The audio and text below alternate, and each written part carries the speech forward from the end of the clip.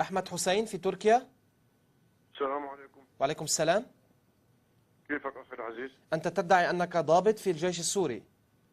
أخي أنا نقيب بالفرقة الرابعة. في الفرقة الرابعة؟ اجانا بالفرقة الرابعة تبع ماهر الأسد. نعم. اجانا أمر ثاني يوم الأحداث في درعا إنه نتوجه إلى درعا. فأنا سألت القيادة قلت لها إذا هم مسلحين اللي موجودين في درعا الجيش يعيق محاربة المسلحين، لازم تروح فرقة مكافحة الإرهاب. قالوا لي أنت بدك تتوجه هونيك، هذا أمر من القيادة. فأنا توجهت لهونيك، عرفت علي؟ أنا شوي مضروب طلق ناري ما فيني أحكي بسرعة. فتوجهت لهونيك ودخلنا لدرعا، ما شفنا مسلحين، شفنا الناس تتظاهر، إجا أمر إطلاق النار على الناس. فقلت للضابط اللي أعلى مني، قلت له يا سيدي نطلق النار على الإجرين. قال لي إطلاق النار مباشر. صار إطلاق النار مباشر، وقعوا 5. فأنا قلت له للقيادة، قلت لهم وين المسلحين الموجودين؟ قالوا لي هاي أمر من القيادة، أنت ما فيك تاخذ وتعطي بالموضوع. قلت لهم ماشي. يوم اللي أعدموا ابنه للشيخ الصياصني أسامة أنا كنت موجود، أطلقوا النار عليه عدموه. لما أمروني أطلق النار أنا ما أطلقت النار، فأطلقوا النار علي، جاني طلق ناري بالرقبة. عرفت أخي العزيز؟ أهالي درعا خبوني عندهم واسعفوني. أنا نقيب بالفرقة الرابعة، والأمر إجا من ماهر الأسد لإطلاق النار على الناس، ما في أي مسلح. وعلى فكرة أنا علوي ماني سني. طيب يا أحمد، كيف استطعت يعني كيف استطعت أن تخرج من صفوف الجيش وتتوجه إلى تركيا؟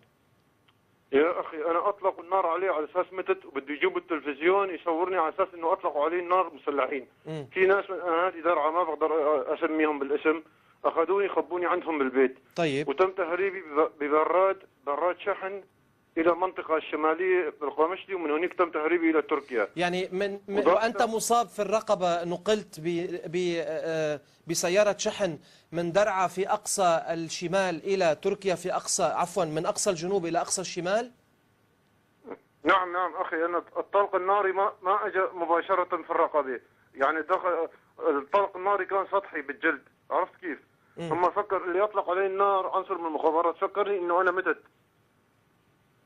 عرفت كيف؟ وراحوا يجيبوا سيارة الإسعاف والتلفزيون عشان يصورني على أساس إنه أنا مطلوق علي النار من قبل المسلحين.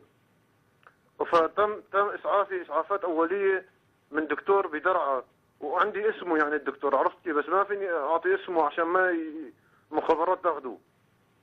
تم تهريبي لتركيا وأنا موجود، بس أنا بدي أطلع على التلفزيون وأفرجيك إنه أنا مضبوط نقيب بالجيش، ولكن بدي أطالع أهلي. أنا عندي 5 أطفال بقرى مصياف حوالي حمص، وأنا ماني سني، أنا علوي.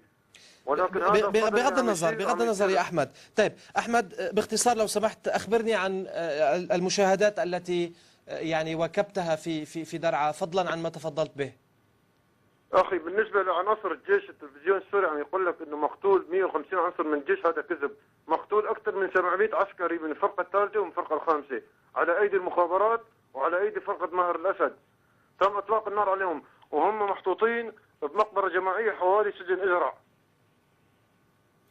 مقتول أكثر من 700 مجند على أيدي المخابرات من الفرقة الثالثة ومن الفرقة الخامسة، لأنه رفضوا إطلاق النار. وما يوجد أي أقسم لك بشرفي إنه ما يوجد أي مسلح في درعا، والقتل اللي عم يصير لعناصر الجيش عم يصير من المخابرات. طبعا هذا بحسب ما تقول. نعم. وتدعي أنت يا أحمد حسين، تدعي أنك نقيب في الجيش السوري وأنك فررت بعد تعرضك للإصابة من درعا إلى تركيا. شكرا لك أحمد حسين. سيدة غزلان، عذرا أطلنا عليك. كنا نتحدث عن وسائل نقل الأحداث في ما يحدث في سوريا. عادة